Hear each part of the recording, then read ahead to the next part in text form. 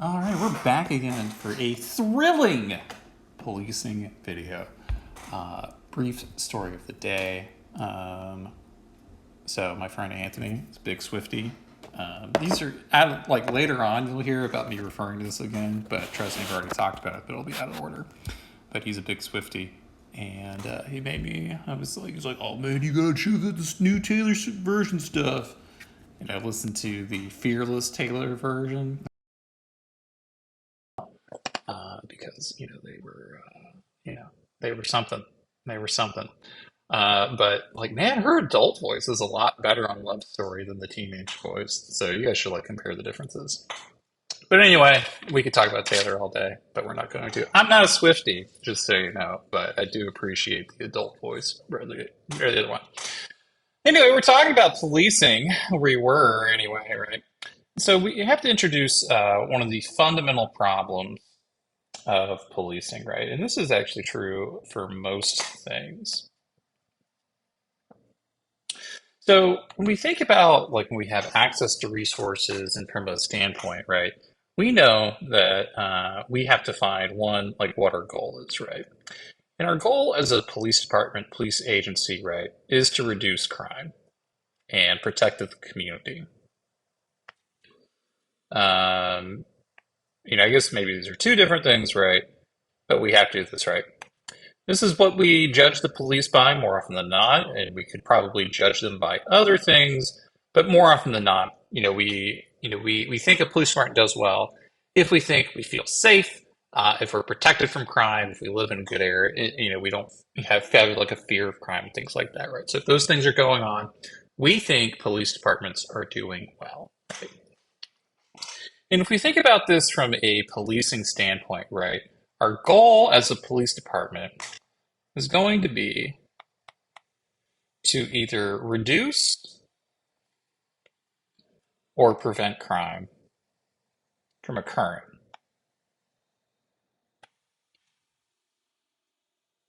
So we very much take a preventative effort, right?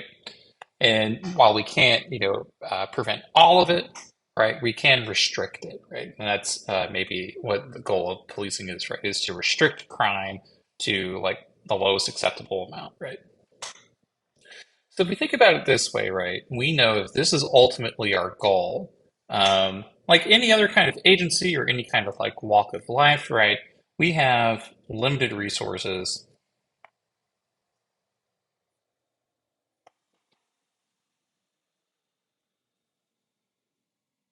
to make that happen.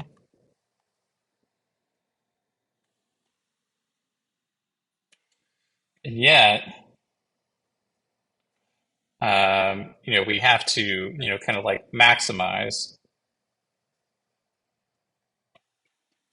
what we have, right, with what we have with our resources.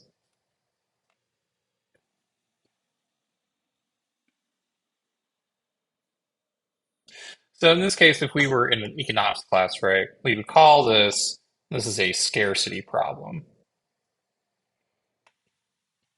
where we have limited means to achieve our ends, right?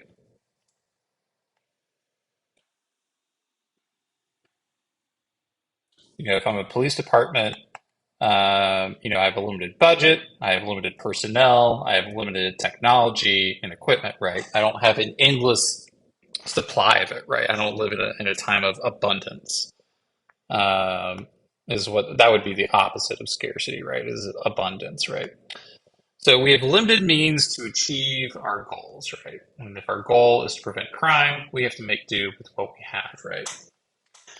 So if I think about the tools that are available to me as a police chief, something that I can actually use, right?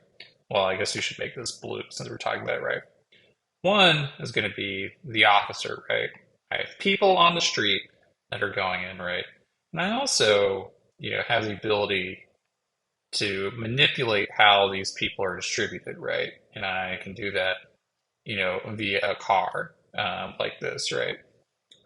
So when we have this kind of car, I guess we can put some lights on it right here, right? I can maybe change the way that officers are going on, right? So if I think about this, right, I can put the officers into the car and I can maybe get some greater utility out of that, right? So more use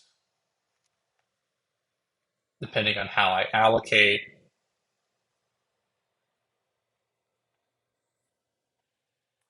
and mobilize my forces, right?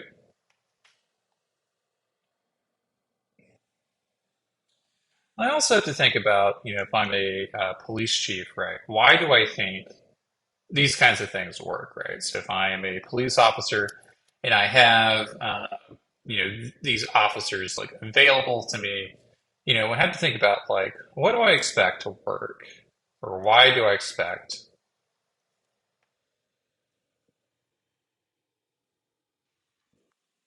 officers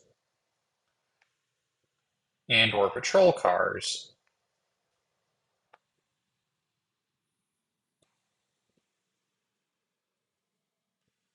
to prevent crime?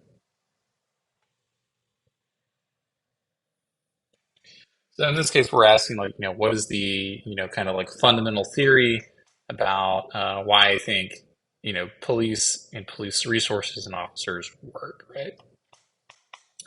So in this particular case, right, we go back to, we go back to our friend deterrence theory that hopefully maybe you guys remember, right? And from a deterrence theory perspective, right, remember that, we think that we can prevent crime from happening if we have this manipulation. We're able to manipulate the severity of crime, if we are maybe able to do something to make people certain that they'll get caught, so we have certainty. We also have something called celerity.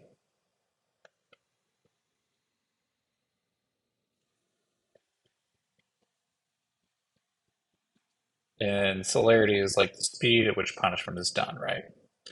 So if I'm the police officer, right, I know, or a police agency, right, I know that I can't manipulate the severity of the punishment, right? We can't do that because like that's not our job as a police force, right? We're not issuing punishments. That's controlled by the legislature, and to some degree, that's done by judges as well. Juries might recommend that someone's guilty, and the judge might administer the punishment, right? So we know that police can't manipulate the severity component, right?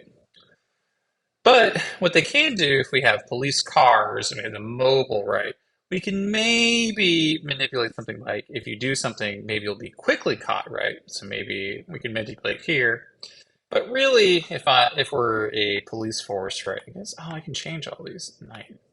We can change all these, right? I'm living right here in the certainty land, right? This is why I think that I'll be able to do it, right? Now, why is that the case, right? If I have these officers, what is it about the certainty part that makes me able to maybe like prevent crime? So in this particular case, right, I'm operating that if I have an increase in my number of officers, then I am going to reduce crime, right? Because if I have like a visual presence, right, if people are around, there's more of them, people, might think they get caught more.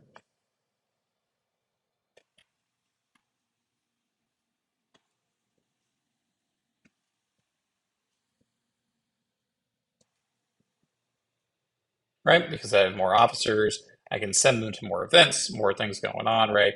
And I can capture people, right? So that is the fundamental problem of in my biggest tool as a police department. That if I want to prevent crime, and I have these resources, right, officers, and put them in cars, right, by increasing the number of officers, the hope is that I'll be able to, reduce crime by having like more of them, right? Because they see them around, people see them, there's a visual clue. I know that like, that's someone I don't want to get around with. And that's why I think maybe I'll prevent for crime. So, we'll kind of break this down a little bit more.